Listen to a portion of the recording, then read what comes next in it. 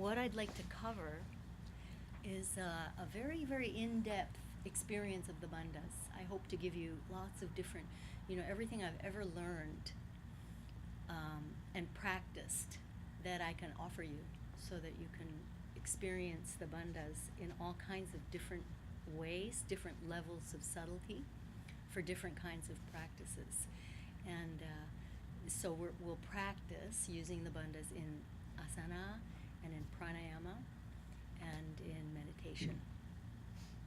So moving from the most gross use of the bandhas into subtler use of bandhas in pranayama practice, and then the most subtle use of the bandhas in meditation practice. And so, 3 hours times 2 is not very long. So and it's kind of a lifelong thing to work with the bandhas and to experience and study and learn about the bandhas, and it's always changing and evolving. And just recently, Roger and I were doing our practice at home, and he said he had this like epiphany, his face lit up, and he's like, wow. I'm like, yeah, more wows. What's the wow? And he says, oh, I just had this experience of Uddiyana Bandha that I've never ever had had it before, and now I understand Uddiyana Bandha. But I've heard him say that dozens of times, hundreds of times. Oh, now I understand Uddiyana Bandha, and it's like that. It is very, very much like that as you move into, especially when you start to move into pranayama and meditation, use of the bandhas in pranayama and meditation. But even in asana practice, it gets pretty subtle, and you can have some realizations in your asana practice once you start to become really familiar with using the bandhas and experiencing them. And so the little pamphlet is just a little sample of what we're going to do in each of the areas. When we use the bandhas in the breath or the mind or the asana practice, or how we use them. And it's just a sampling of ways to experience them, and it's not at all complete. This is just the point that I want to make. It's really, really woefully incomplete. You could never write any kind of no length of book would suffice, you see. So you may as well start anywhere, just start somewhere. And so that's what I'd like to offer you. And the most important thing of all is the second page, the lineage. So I'm very grateful that you came. Thank you for coming today. I feel very honored, but I also, more than that, I feel that you honor the people who taught me everything, And, my teachers are many, but these are my 3 main teachers in these particular practices. Baba Haridas, who's a silent yogi. He's been silent since 1952. He hasn't spoken since 1952. And he started the Salt Spring Center of Yoga and Mount Madonna Center on Salt Spring, in California.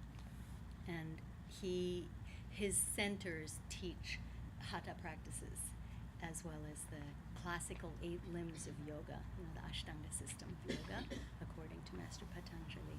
So that school of yoga, Salt Spring Center of Yoga, has a very strong practice of hatha, and that the bandhas are one of the practices of hatha yoga. And Swami Muktiborananda Saraswati is the Australian lady who translated the Hatha Yoga Pradipika, which is like the major scripture of Hatha Yoga practice. It dates to around 1500 or something like that, 16th century. And she translated this text from Sanskrit and commentated it in her book, Hatha Yoga Pradipika, under the direct guidance of a guru named Swami Satyananda Saraswati, who is a direct disciple of Shivananda, Swami Shivananda. I think most of us know Swami Shivananda. What year was what? When did she do translation? Let's see. She is roughly the same age as me. She went to India when she was 17, so that would have been 1956, 1966 plus 7 is 1970, early 70s, early to mid 70s. So that was a big thing about bringing yoga to the West. It was a big thing, yeah. So the way she met him in Australia, which is where she's from. So Guru Satyananda Saraswati was touring in America and in Australia and all over the world, actually, all over the world. And interestingly, in Eastern Europe, a lot. You'll be very interested to know. Eastern Europe, a lot. Yeah, it's very amazing. And he was a direct disciple of Swami Shivananda. And so, Swami Shivananda, all Swami Shivananda's students, right?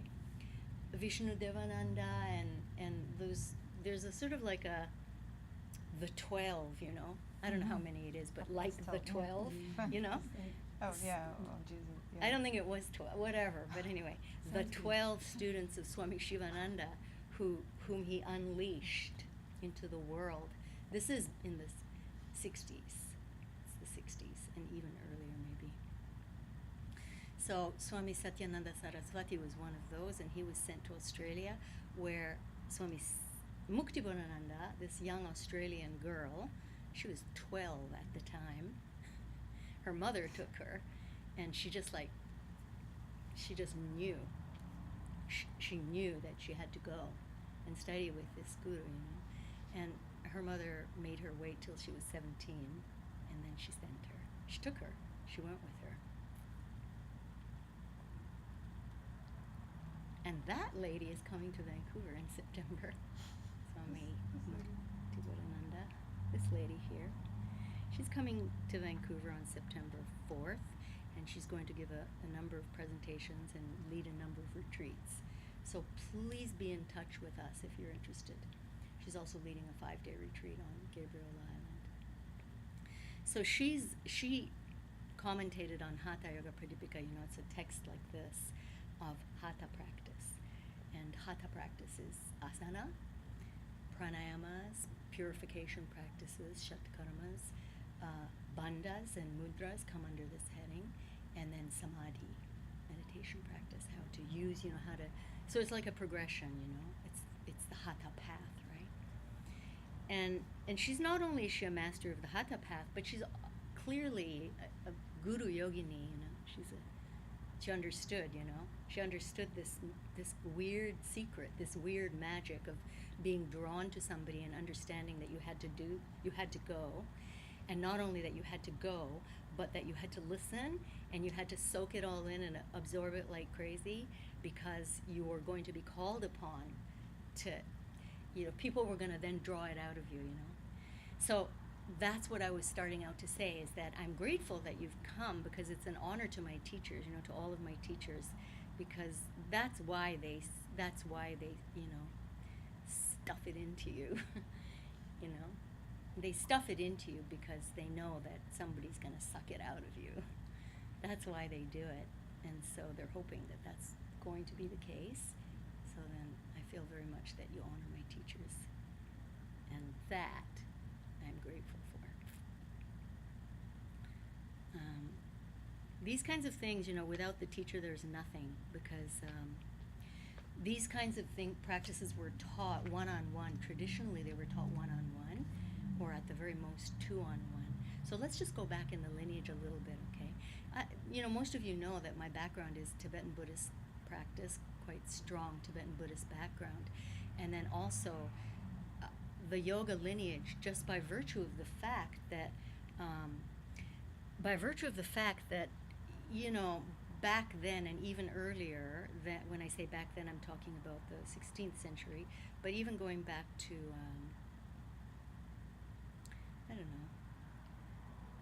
1200s, 1000 or so, 1000 AD, when Guru Naropa lived. And maybe some of you have heard of the 6 yogas of Naropa, very famous yoga lineage, right? So Naropa was an Indian guy who went from being a monk, an ordained monk, to being a wild forest yogi.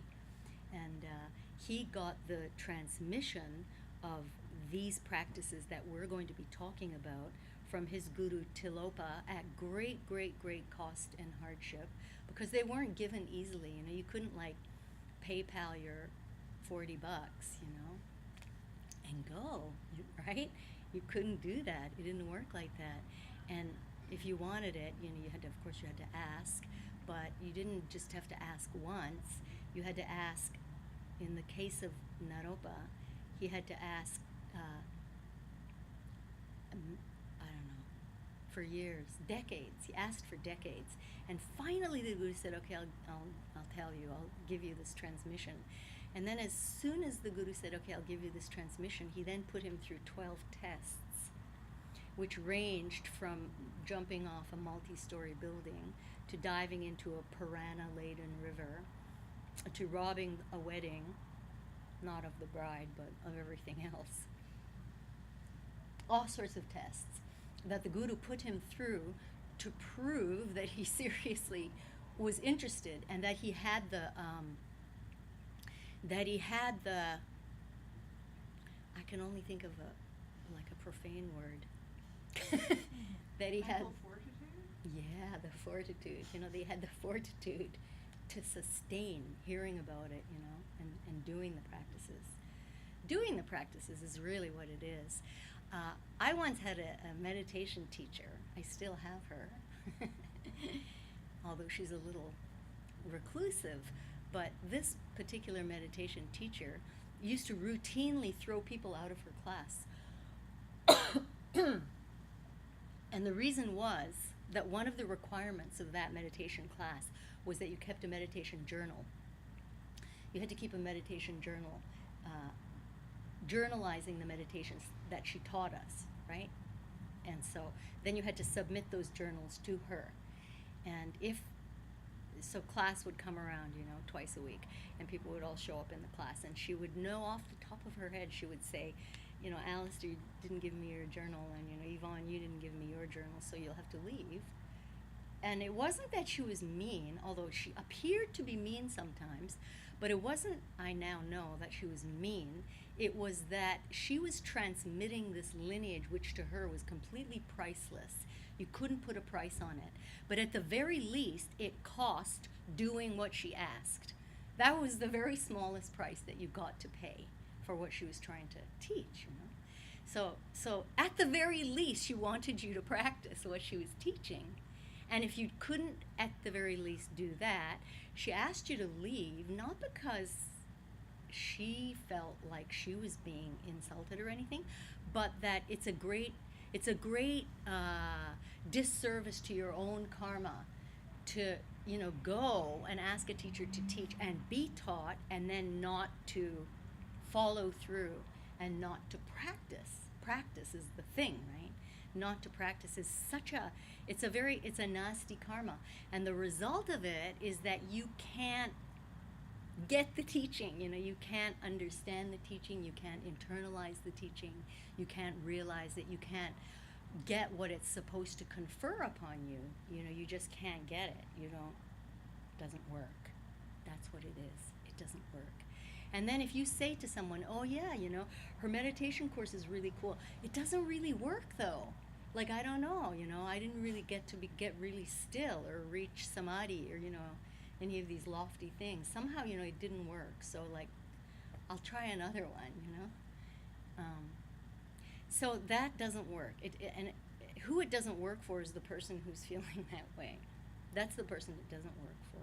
And if that's what's happening, then, you know, the more you think, okay, well, I'll go somewhere else, and right, the less it works. And it just keeps on compounding, because that kind of attitude towards a priceless lineage transmission is so then what's that word?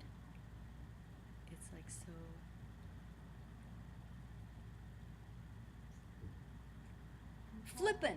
flippant, yes? It's so flippant, right? So this kind of flippant attitude, the result of it is that you just don't get it, and then you just feel like it doesn't work, you know, that stuff doesn't work. So I like to quote the Dalai Lama. I think that he really put his finger on it when he said, you know, there are many, many different kinds of religions. You know, there's Hinduism, and there's Buddhism, and there's Catholicism, and Judaism, and, you know, Jainism, and on, you know, like this. But there's, you know, only really one kind of practitioner, you know, the one who practices. really the only kind of true spiritual practitioner or religious practitioner. And nobody else is, you can't say, you're anything unless you're doing it, right? That kind of makes sense. And you can't say that you're a pianist or anything unless you're doing it, right? And practicing. So the lineage that has been handed down to me, everything that I tell you today, nothing is coming from me, nothing at all. Everything I've been taught by my teachers. The only thing that I have to offer you is that I actually did practice them. I did do that. I can tell you that. That much I can tell you. And I practice very hard, and I continue to practice hard. But Roger and I just did a 3-year retreat, so we had an opportunity. We had the amazing good fortune to be in a situation where that is what we did. That's all we did, is to practice. So that I also can offer you, in addition to what I've been given and granted. And frankly, even everything that you practice is also it's not anything that you do, or you achieve. When you sit in a retreat or you sit in any kind of a practice and you think in your mind, okay, thank you for granting me these practices. Thank you for having the patience to teach me all this stuff. So now I'm gonna do it. Now I'm gonna practice it. So can you please help me, right? Because otherwise there's nothing going on either. So really, I could say that there's nothing at all about this workshop that's coming from me. Nothing.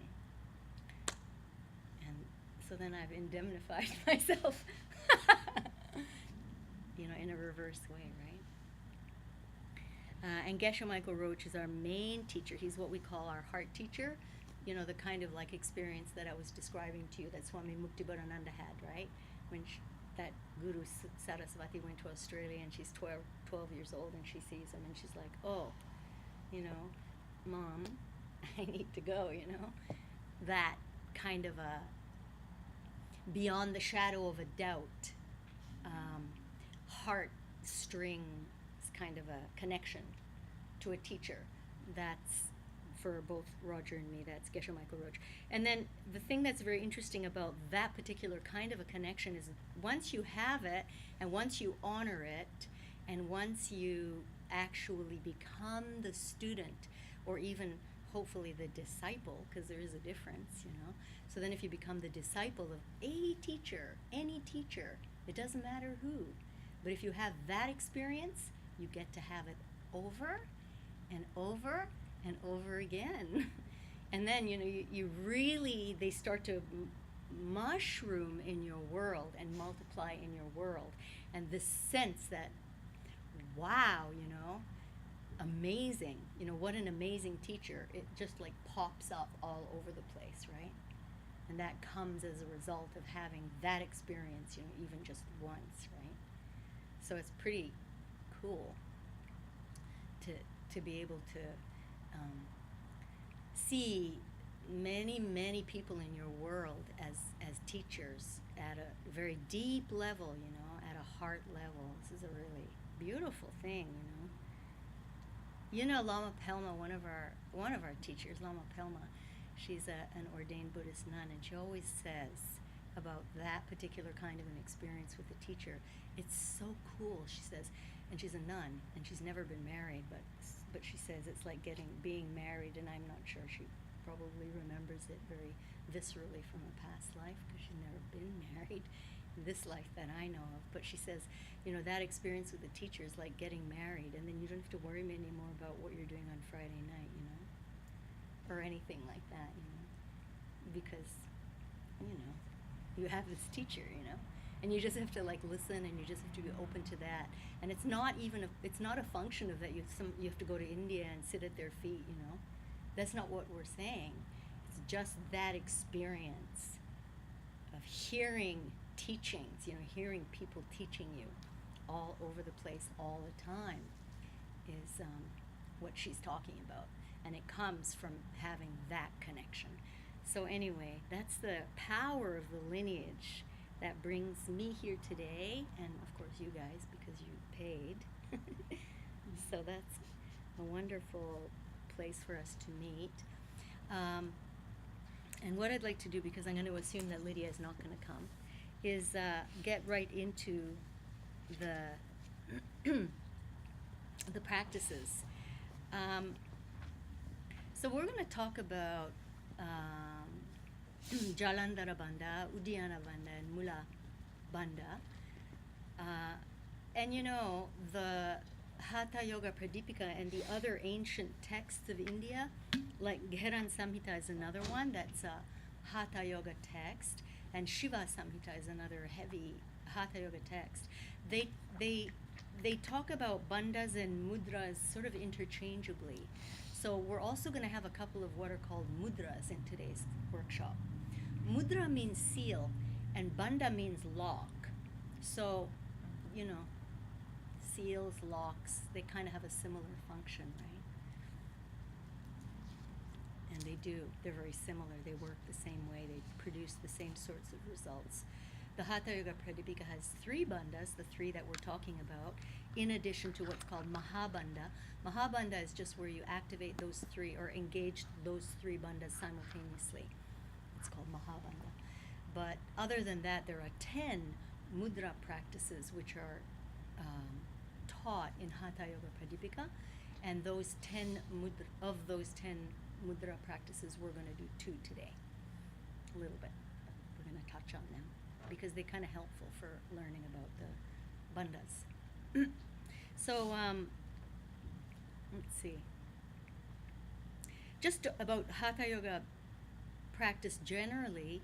Hatha Yoga practice is not what the yoga world in general thinks it is, you know.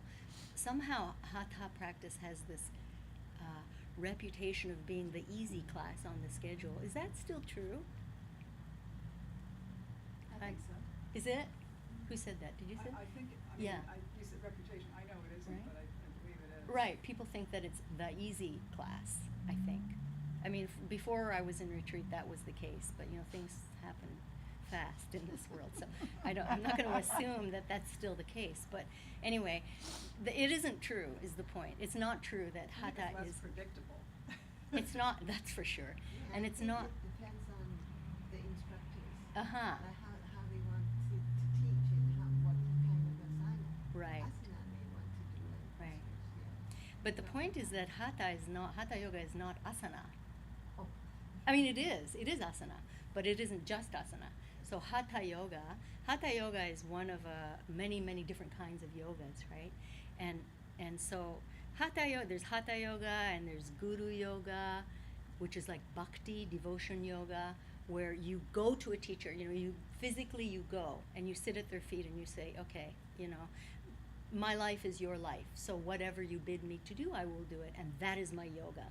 And through this practice, I will reach enlightenment, right? Then there's Hatha Yoga, same goal, different method. Hatha Yoga is asana, but for example, in Hatha Yoga Pradipika, which is one of the Bibles of Hatha Yoga, there are only 15 asana, you know, and 4 of them are sitting ones, meditation postures. So there's 15 asana, and then there's Shatkarma, which is the purification practices prior to doing pranayama practice. And the purification practices are such things as, you know, nasal douche, neti, and then douching out different channels in your body, not just the nasal passages, but all the other digestive passages, and douching all the passages of your body, actually, you know, with water or whatever. And then things like doing different practices like Kapalabhati is one of the Shatkarma, so fire purification as well as water purification. And then purification practices for the chakras. So for example, the Ajna purification practice is Trataka. Trataka is gazing at a candle, right? That's one of the purification practices in the Hatha Yoga Pradipika. So there are 6 of them, and those ones need to precede pranayama practice, because pranayama practice, also contrary to popular belief, is super volatile turbojet fuel, you know, and it has the potential to blast you into like oblivion, really, like a, you know, rocket. And so you can't do pranayama without the direct instruction of a teacher, and you have to do it very judiciously and very carefully. And so, because it's not so simple as we think it is in the modern yoga world.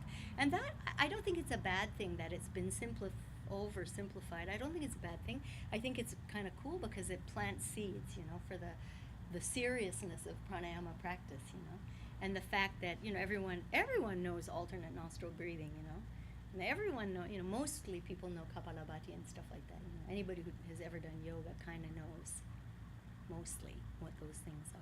I thought you're saying that's considered purification practices and pranayama, is both? What, Nadi Shodhana? No, the Kapalabhati. Kapalabhati is, it's both, yeah.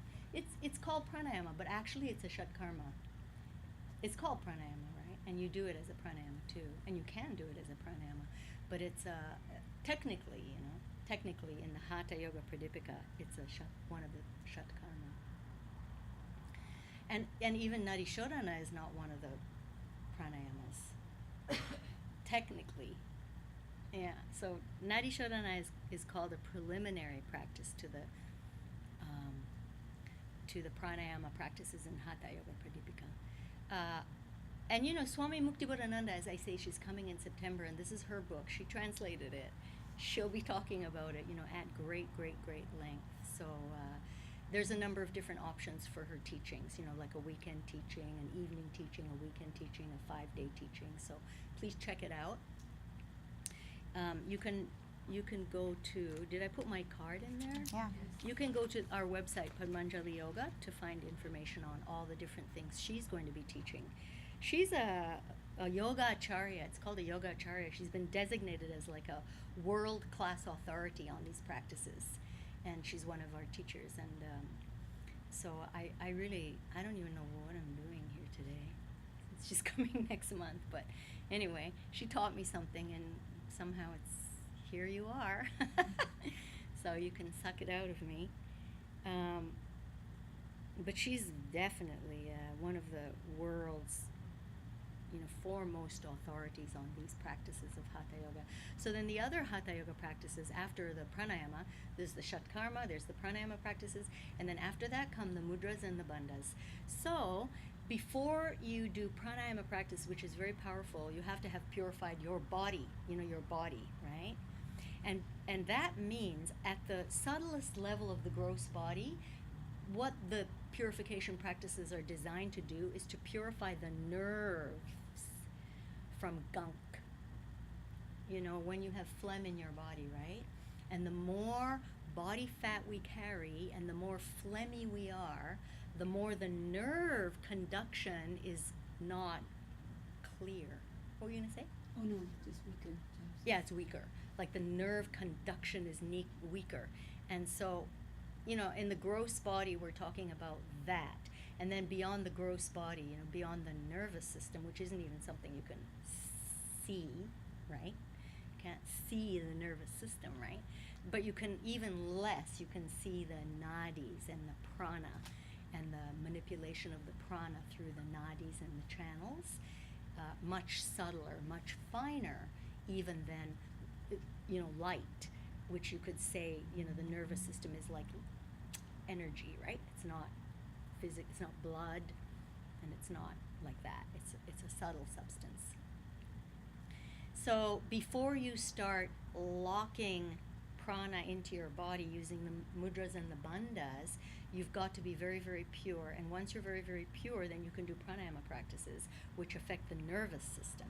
So now we've moved up from the gross body, purifying, the phlegm, to purifying the channels that carry prana, subtler than the nervous system. Then you can safely apply the bandhas, right? And then, once you can safely apply the bandhas, that process can take you into samadhi. That process can take you into samadhi. It's a way to get into samadhi, just like Guru Yoga can, or just like Jnana Yoga, or Raja Yoga, some of the other yogas, right?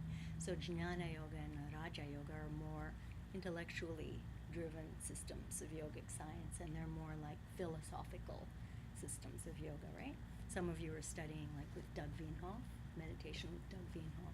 So that's like a Raja Yoga or a Jnana Yoga system. I mean, it's a physical practice, but it's not a physical practice like Hatha practice.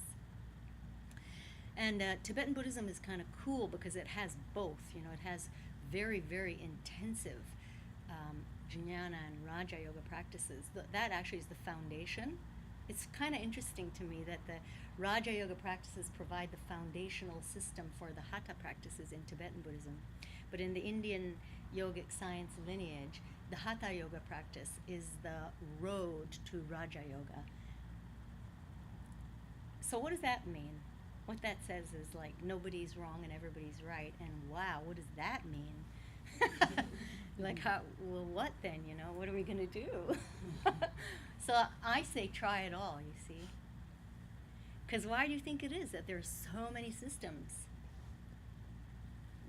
So many people. Yes, so many Dumbo students of us, you know. So many hard to tame students, you know, like what to do with them all, you know. Let's just give them like everything. You know, they can just see, you know, what feels right. And that's the way it works. So it's nice to try a few different things and see what works for you. But once you find something that resonates for you and you're attracted to, then of course you have to do it. That much is for sure, right? Okay. So I'd like to also say, having done Hatha practice for many years, that it's my preferred method of practice is definitely Hatha practice. That is, you know, that really works for me, and I like it. I love it, you know, and it's what I do. And I think that it's not just Hatha practice. All the yogas have a potential for a practitioner to become very self-absorbed, and it's especially easy in a long retreat to get really self-absorbed because there's nobody there. There's nothing going on, and there's nobody talking, and there's nobody distracting you, and there's nothing else to do but to get up at 4 o'clock every day and practice. And then when you practice that much, you know, it starts to work, you know, a little bit, and then it starts to feel really good, right? Because the purpose of the practice is to make you feel really good forever. So, and it does, it starts to feel really good, and you think, wow, this is nice, let's do more, you know, so then you do more. Then it feels better. And pretty soon it's like 3 years, you know, and you don't want to go anywhere. Then you think, uh-oh, why was I doing this again? So I right? So, and it's not just the Hatha practices, you know, there is a potential in all practices, if you practice, that you become a little self-absorbed, and you have to remember why. Why are you doing this stuff? All the time we have to wonder, why? What was it again? And, you know, our teachers said, you are doing these practices in order to become a being who can be of service a little bit to somebody, anybody, without being worried about yourself. That's what they said. So that's why we're doing these practices, so that we can become people who are able to help people, become people who are not in a position to need to worry anymore about having our own needs met, where we can apply ourselves to the needs of other people and do whatever it takes to show them or teach them, or in any way that they can hear us, you know, in any way that they can hear us. So that's kind of the definition of a Buddha, right? It is the definition of a Buddha, to say what kind of a being is a being who knows what everybody needs, and not only do they know what everybody needs, but they know how to deliver it, in what method to deliver it, so that it can be understood and heard, and that it will work. That's called a Buddha. An enlightened person only knows that, you know. So that's the purpose of the practices of the yogas, all the yogas, right? And so we'll start with a little meditation just to remind us of that fact. So have a nice meditation position that works for you. Pardon? I'm gonna get a blanket for myself. Does anyone want a blanket? Does anyone want a blanket? I know it's warm, but I don't know. Anybody? I'd like one, thank you. Yeah, thank you, Leonarda. Not because I'm cold, but because I like a blanket.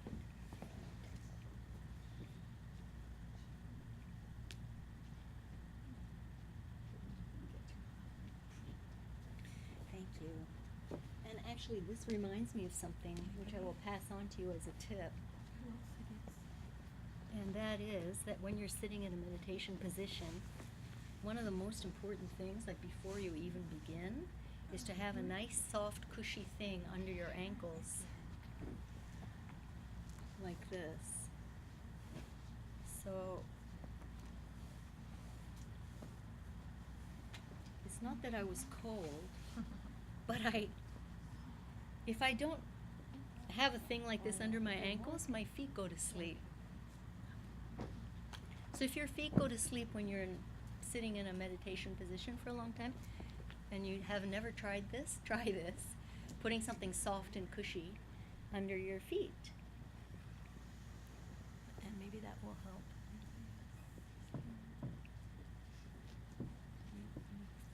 Oops.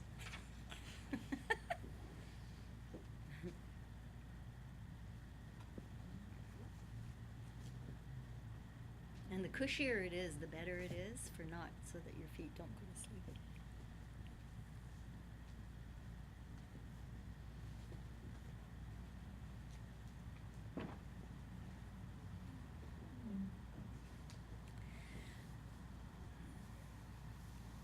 And then the second most important thing, after the physical position that you take, and the most important thing about the physical position is that you're very comfortable, totally comfortable, whether you're seated on a chair or sitting in a meditation position.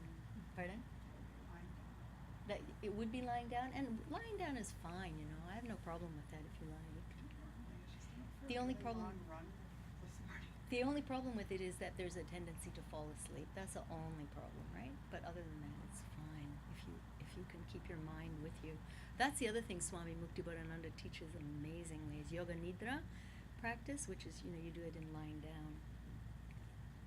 But it's called the yoga of sleep, Yoga Nidra, but it's not sleeping. But anyway, so here's the most important thing, that you're very comfortable. And that you're very, very relaxed. So just have a little scan of your body, starting by pressing into your sitting bones and imagining that your tailbone is like your third sitting bone, providing a little triangular foundation for you against which you can press up into the crown of your head.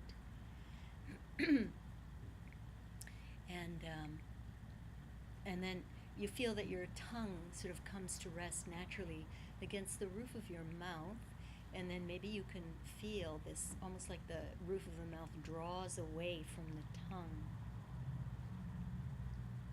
And you feel yourself becoming a little bit weightless. A little bit weightless and light.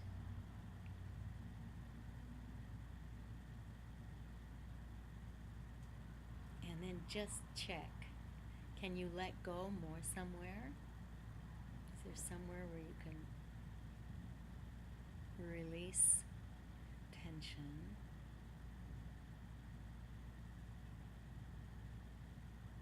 Your jaw, your fingers, your teeth, your brain.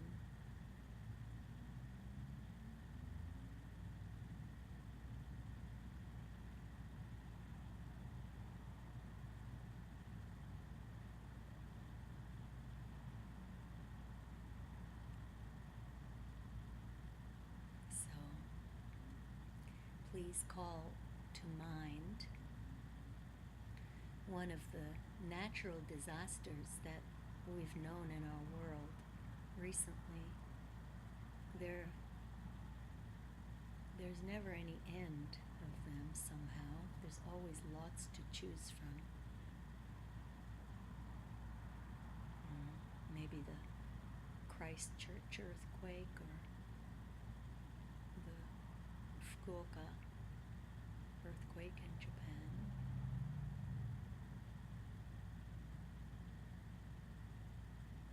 If you've ever experienced it, it's like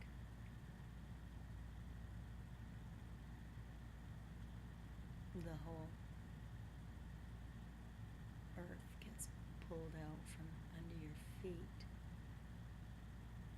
but it just goes on and on. And the minute, the 60 seconds of the quake, it's like an eternity for people who've felt it. Devastating, shocking.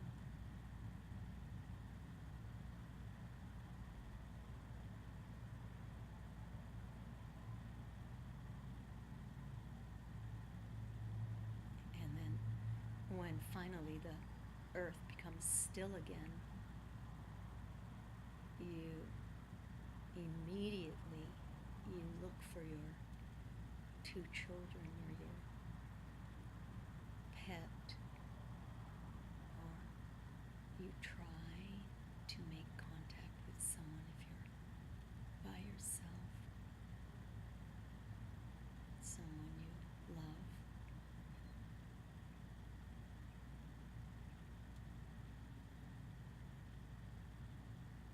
You walk outside, and the devastation hits you in the heart. It's total. The front porch isn't even aligned with the house anymore.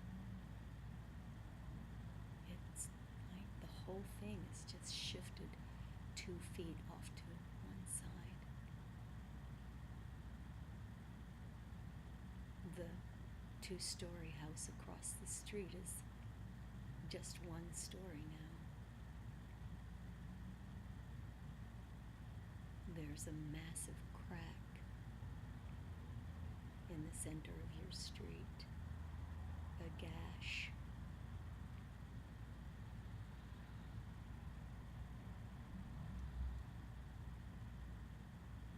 Smoke. Sirens start.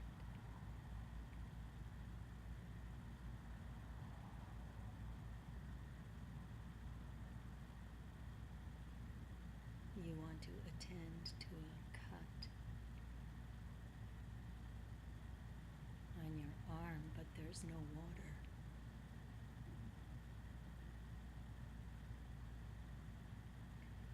You call to your 2 children to bring their pillows. You start to have a sense of the utter devastation, and your mind goes into high gear. What do I do? How do I get out? What shall I take?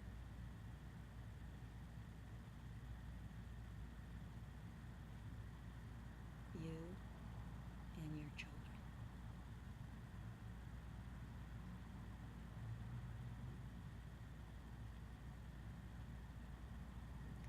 You grab what you can. You look out the back. You see that you can drive still down the back alley. You start to stuff your car full of everything that you can imagine that you might need to survive. Food, clothes, warm clothes, water.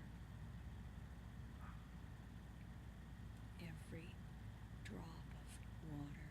You happen to have flats of water.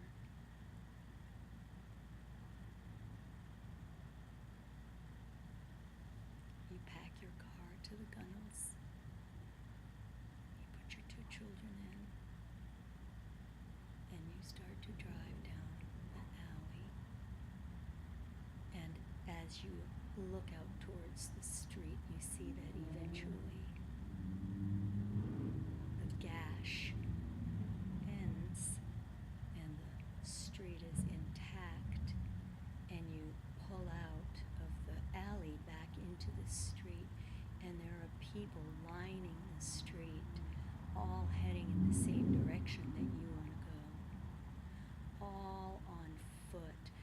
starting to pull out of their driveways too.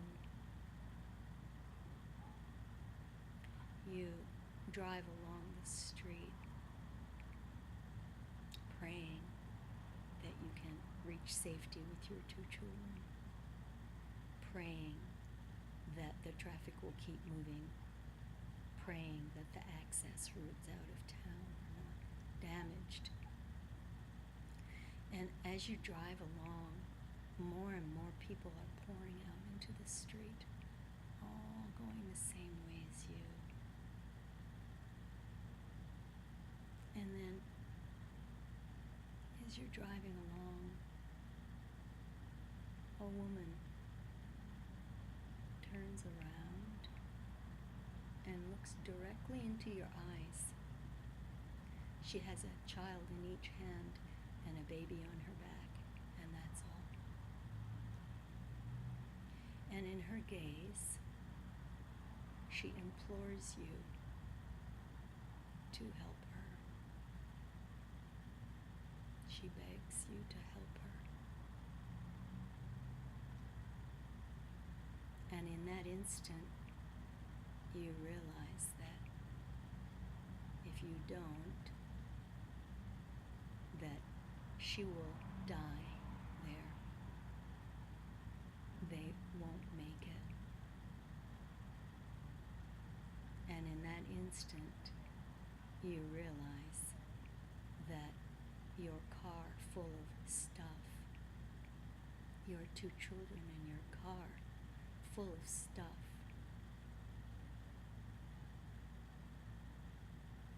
is what you have drawn your circle around. You've somehow managed to widen your circle to be one that goes just around you to one that goes around your 2 children. So now the circle encompasses you and 2 other people. And then you manage to widen your circle to include a whole bunch of stuff. So your circle is now you, your 2 children, food, blankets, clothes. This is me, my circle of me.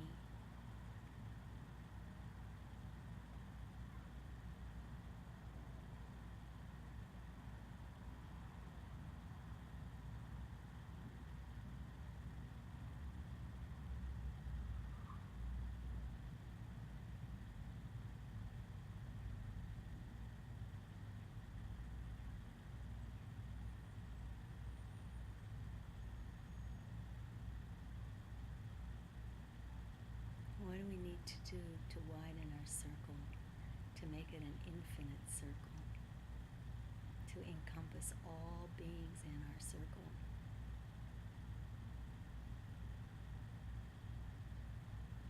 All beings are me.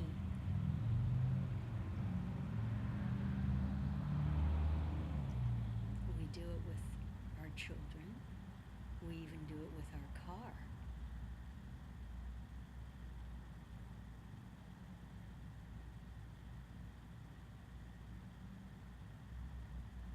Unless we know, unless we find out, unless we can figure out how to widen our circle, that woman will die and her children too. And we'll keep on seeing it.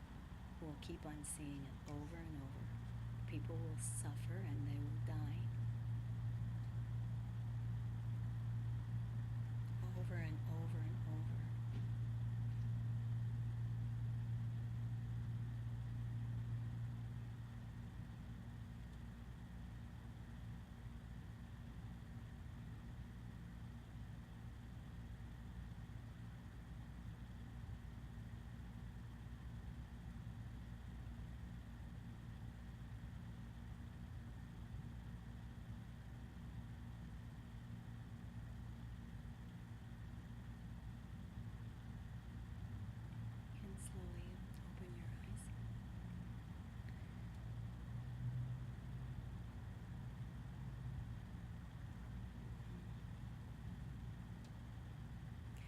So, that meditation is based on a Tibetan meditation practice, which Christine has taught, right? A couple of times. All right? Have you taught it recently? How many times? 3 times she's taught it. It's the practice of Dakshin Yamje. I'm having a really hard time Hearing me. What about you? Thank you. I think what we can do is make the audio accessible, available to everyone who is here. Robin? We'll make the audio available to everyone who is here. So if you couldn't, we're videotaping it. Oh. So we'll make the audio available, and if you miss something, then hopefully you can catch it on the audio. Okay. Yeah? Yeah, come right here, Robin. So anyway, the Tibetan practice is called Dakshin Yamje, and it means exchanging self and others. And in this kind of practice, just come right here. Come right here. I don't know what's going on over there. We've got a whole media set up. I don't know about it. Yeah, no, come right here, just with your stuff. Just bring you. Don't worry. Just bring you. Bring your blankets. Exchanging self and others is that concept of how do we widen the circle of what I call me, me. And the example that our teacher Geshe Michael always used to give was, if you have a brand new car, a Jensen Healey or something really outrageous. Who even knows what a Jensen Healey is? No, I didn't think you did. A Jensen Healey is like what's that kind of car? A what? Maserati? No, not Maserati. Lamborghini? No. Better than that? Even Lamborghini, British. British. Jaguar, Bentley, Close. Bentley's close. Rolls Royce? Rolls-Royce. Then beyond the Rolls-Royce, there's what did I say? The Jensen Healeys of the world. They're like, you don't even want to know. But people who have them, usually people who own a car like that, right? If they go out to their car, which they rarely park on the street, but let's say they do, and somebody has keyed the car, they have a profound sense of being physically injured. I'm going to say, okay? They have a profound sense of, oh my God, what have they done to me? So their circle has widened to include them and the Jensen Healey, for example, And if you can widen your circle to be around you in the car, right? Then mothers just automatically, their me is always at least 2 people in their circle, right? Right? Automatically, like however many children you have. And so you think like that, and you think, oh, well, if I can widen this circle of me to include one other person, then maybe I could, okay, what if I have another child, Oh, suddenly my circle is around 3 people, right? And, usually the husband is, of course, in there, hopefully. But, the mother-child thing is a real tight circle, right? You know what I mean? That's a real circle, and you know what I mean if you're a mother. And, even if I don't, because people are like that with their pets or their parents or, somebody, right? So most of us have the great good fortune to have been able to experience this circle around somebody other than just me. And thinking about widening that circle so that it isn't so, you see, the thing with having a circle just around me is that it is self-limiting. It's weird, You think it's not, right? You think it's self-preserving somehow. But actually it's self-limiting to have a circle just around me because you so limit yourself to a world where all you're doing is taking care of me.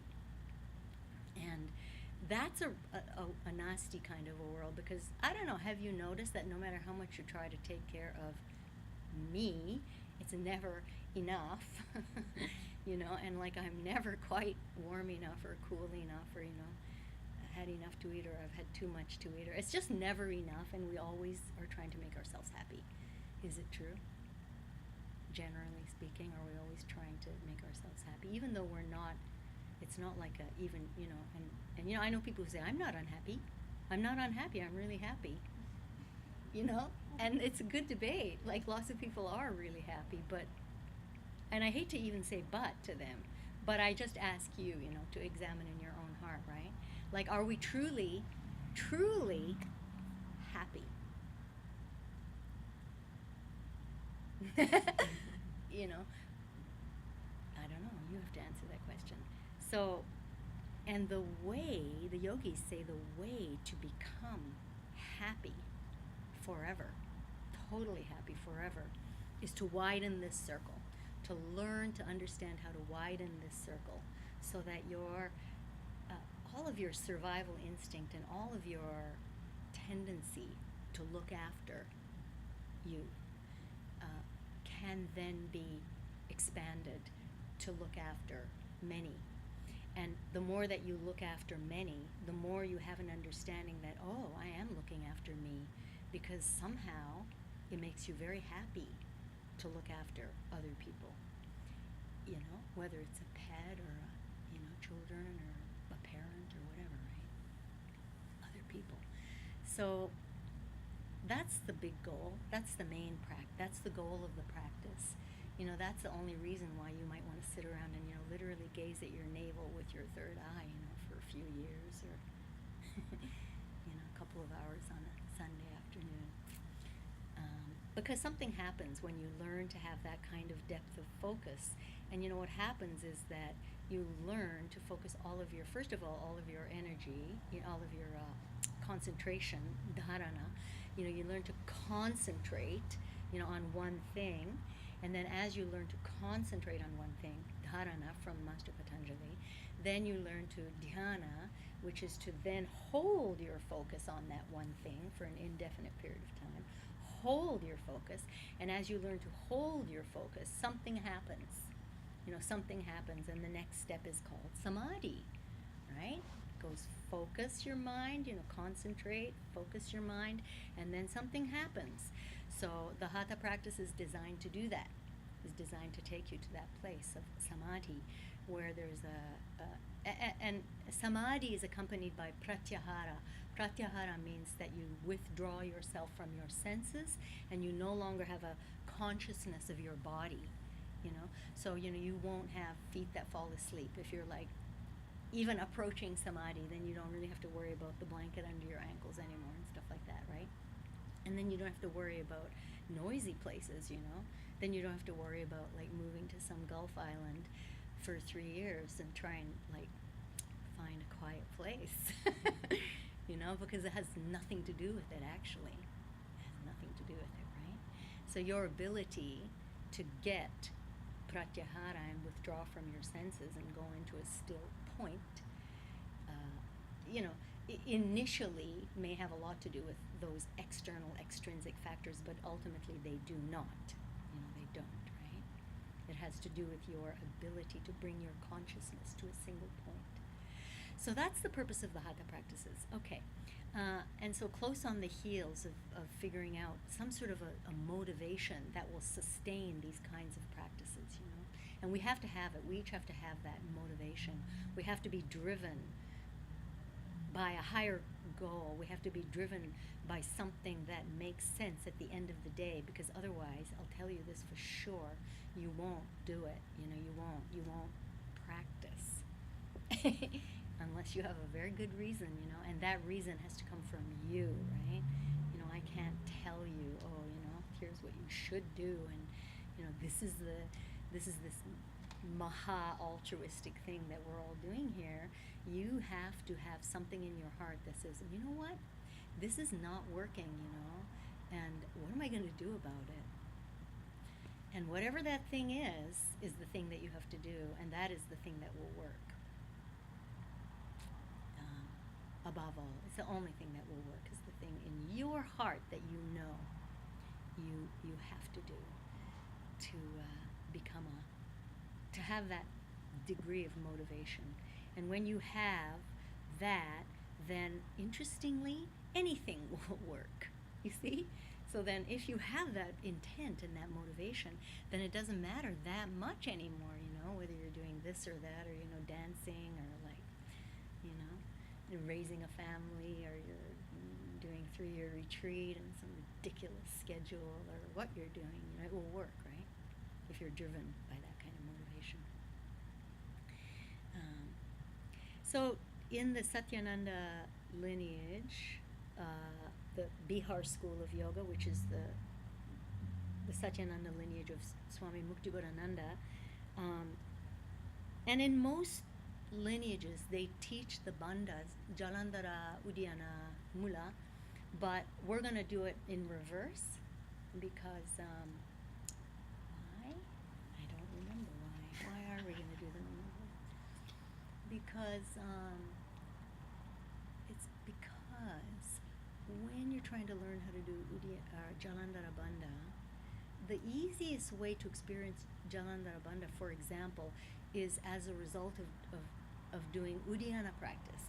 And when you do an Uddiyana practice, spontaneously you engage Jalandhara Bandha. And the same is true for Mula Bandha and Uddiyana Bandha.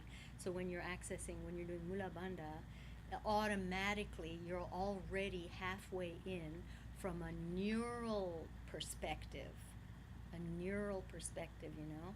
Like, what does my nervous system need to do in order to give the correct command to my physical body to access this subtle thing that she's talking about?